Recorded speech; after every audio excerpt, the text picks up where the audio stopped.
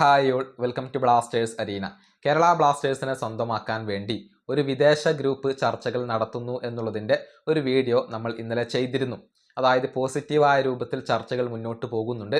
അത് IBS ഗ്രൂപ്പാണോ അതല്ലെങ്കിൽ വിദേശ ഗ്രൂപ്പാണോ എന്ന കാര്യത്തിൽ ആരാധകർക്ക് വലിയ കൺഫ്യൂഷൻ ഉണ്ടായിരുന്നു. ആ കൺഫ്യൂഷൻ ഇപ്പോൾ പ്രമുഖ മാധ്യമമായ മനോരമ അവസാനിപ്പിച്ചിട്ടുണ്ട്. അതാണ് എന്താണ് സംഭവിക്കുന്നത് എന്നുള്ളതിൽ കൃത്യമായ വിവരങ്ങൾ മനോരമ ഇപ്പോൾ നൽകിയിട്ടുണ്ട്. IBS സോഫ്റ്റ്വെയർ ഗ്രൂപ്പ് കേരള ബ്ലാസ്റ്റേഴ്സുമായി ചർച്ചകൾ നടത്തിയിരുന്നു. അവർക്ക് ബ്ലാസ്റ്റേഴ്സിനെ സ്വന്തമാക്കാൻ താല്പര്യമുണ്ട്. പക്ഷേ മാഗ്നം സ്പോർട്സ് 150 കോടി രൂപയാണ് ആവശ്യപ്പെട്ടത്. ഇതോടുകൂടി IBS ഗ്രൂപ്പ് അതിൽ നിന്നും പിൻവാങ്ങി. അത്രയും വലിയ തുക ചിലവഴിക്കാൻ അവർ തയ്യാറല്ല.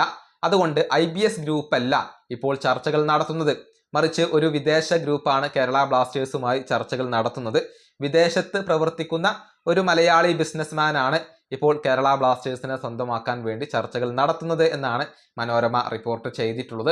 പോസിറ്റീവായ രൂപത്തിൽ ചർച്ചകൾ മുന്നോട്ട് പോകുന്നുണ്ട് എന്നുള്ള കാര്യം ആശിഷ് നേഗിയും സായൻ മുഖർജിയും ഒക്കെ റിപ്പോർട്ട് ചെയ്തിരുന്നു. അത് വിദേശത്തുള്ള ഒരു മലയാളി ബിസിനസ്മാൻ ആണ് എന്നാണ് മനോരമ റിപ്പോർട്ട് ചെയ്തിട്ടുള്ളത്. ഇതോടുകൂടി കൂടുതൽ ക്ലാരിറ്റി ലഭിക്കുകയാണ്. 150 കോടി രൂപ ആവശ്യപ്പെട്ടതോടുകൂടി IBS സോഫ്റ്റ്വെയർ ഇപ്പോൾ പിൻവാങ്ങിയിട്ടുണ്ട്. അതുപോലെ തന്നെ ലുലു ഗ്രൂപ്പ് നേരത്തെ പിൻവാങ്ങി എന്നുള്ളത് ആശിഷ് നേഗി റിപ്പോർട്ട് ചെയ്തിരുന്നു.